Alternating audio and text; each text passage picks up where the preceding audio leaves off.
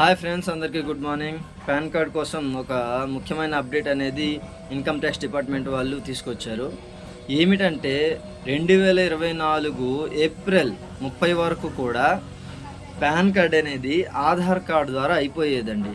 ఇప్పుడు ఆధార్ కార్డు ద్వారా pan card అవ్వదు. ఎందుకంటే ఆధార్ కార్డు ద్వారా కేవలం మీ పేరు, మీ అడ్రస్ మాత్రమే తీసుకుంటుంది.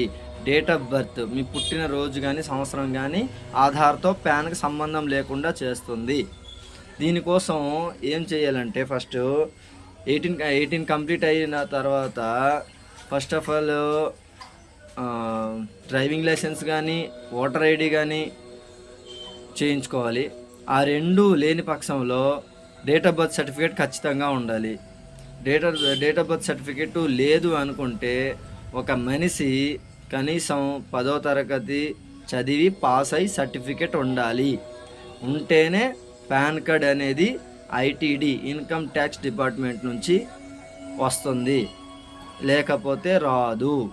అందుకే ప్రతి ఒక్కరు కూడా 10వ తరగతి 10th క్లాస్ అనేది చదివి పాస్ అయి సర్టిఫికేట్ మీతో ఉండాలి.